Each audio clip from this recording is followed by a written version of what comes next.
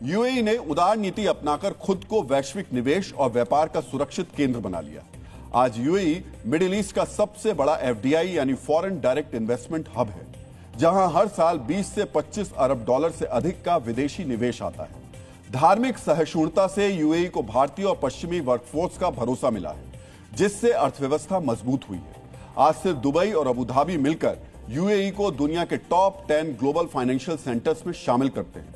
यानी यूएई दुनिया के उन 10 देशों में शामिल है जहां से वैश्विक पैसा, निवेश और वित्तीय फैसले सबसे ज्यादा नियंत्रित होते हैं। कट्टर इस्लाम से दूरी बनाकर यूएई ने आंतरिक स्थिरता और राजशाही की सुरक्षा सुनिश्चित की है।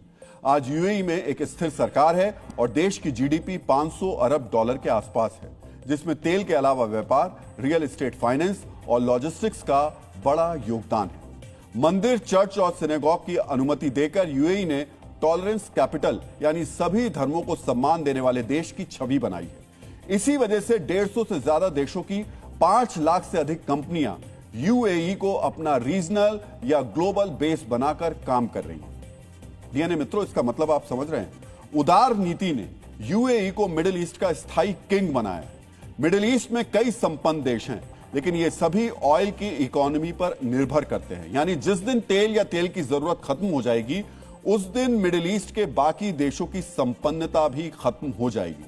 लेकिन दुनिया का बिजनेस हब बन चुके यूएई को कोई परेशानी नहीं होगी। एक तरफ उदार यूएई है जहां निवेश करने वालों की लाइन लगी है, दूसरी तरफ पाकिस्तान जैसे कट्टर मुल्क हैं जहां निवेश का मतलब खैरात है, यानी जो पैसा लगाया वो कभी वापस नहीं लौटा।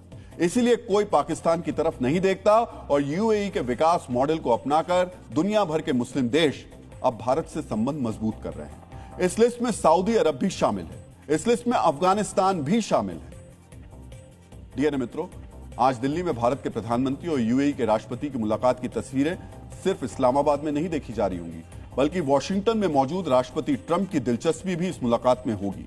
व्हाइट हाउस के कर्मचारी भी इस मुलाकात के अपडेट ट्रंप को बता रहे होंगे। आज आपको यह भी जानना चाहिए, आखिर अमेरिका क्यों दिल्ली की तरफ देख रहा है।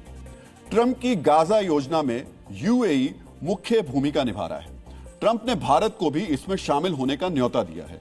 शेख नायन की भारत यात्रा से साफ होगा कि Bharat Gaza post war arrangement में क्या और किस तरीके की भूमिका निभाएगा।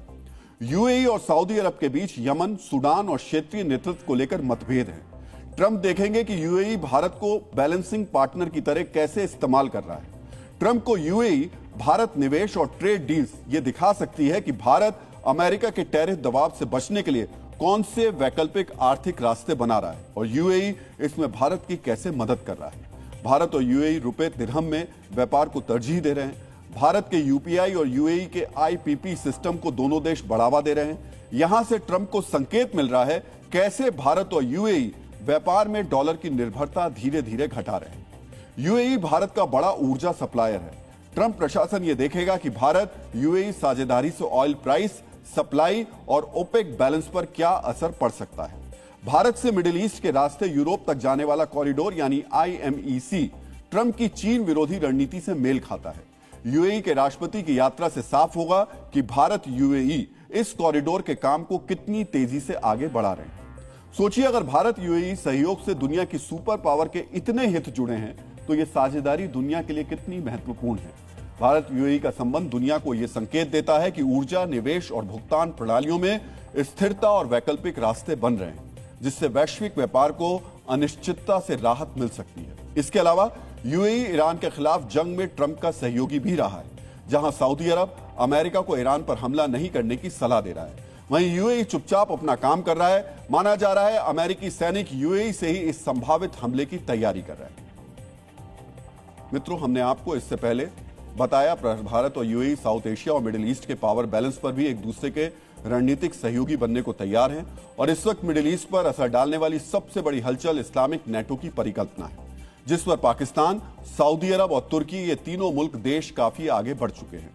अब यूएई के राष्ट्रपति के भारत दौरे के बीच एक सवाल और उठ रहा है, जिन देशों के हित इस इस्लामिक नेटो से प्रभावित हो सकते हैं, क्या वो इससे निपटने की कोई तैयारी कर रहे हैं।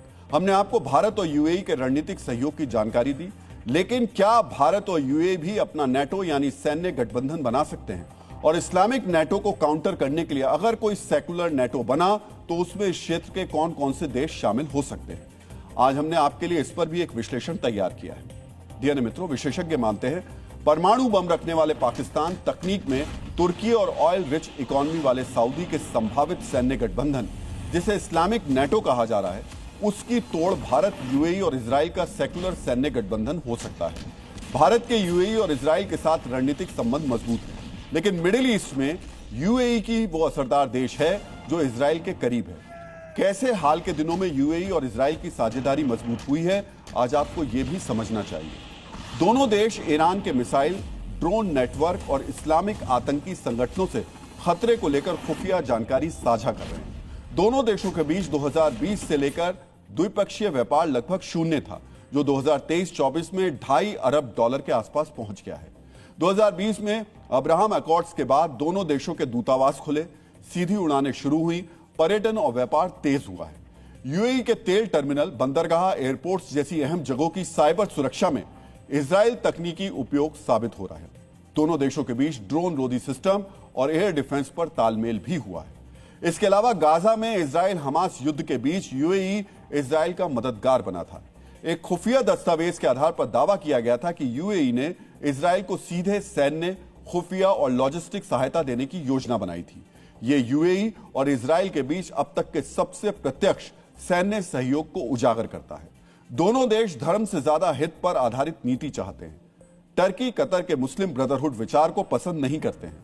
मिडिल ईस्ट में एक संतुलन बनाना चाहते हैं, यानी और करीब आ सकते हैं। अब आप समझिए, संभावित इस्लामिक नेटो के खिलाफ अगर भारत, यूएई और इजराइल का सेकुलर नेटो आकार लेता है तो दक्षिण एशिया और मिडिल ईस्ट में शांति संतुलन किस तरह झुकेगा। आर्थिक शक्ति की बात करें तो भारत, यूएई और इजराइल की संयुक्त इकोनॉमी $5.6 ट्रिलियन है और संभावित इस्लामिक नेटो यानी तुर्की, पाकिस्तान और सऊदी की संयुक्त इकोनॉमी $2.9 ट्रिलियन है, यानी भारत, यूएई, इजराइल के आधे से कम है। संभावित सेकुलर नेटो के पास $1,150 अरब का विदेशी मुद्रा भंडार है, जबकि इस्लामिक नेटो के पास $615 अरब। भारत, इजराइल और यूएई के पास 16,85,000 सक्रिय सैनिक हैं, जबकि इस्लामिक नेटो के पास 13,06,000 है।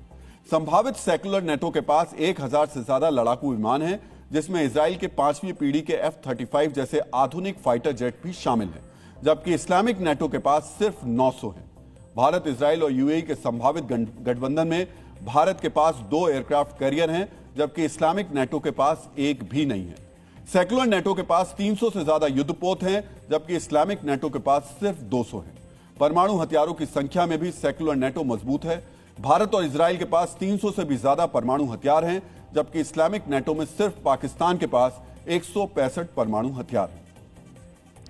संभावित सेकुलर नेटो का रक्षा बजट $140 अरब है, जबकि इस्लामिक नेटो का संयुक्त रक्षा बजट $110 अरब है, यानी यहां भी इस्लामिक नेटो सेकुलर नेटो के सामने नहीं टिकेगा।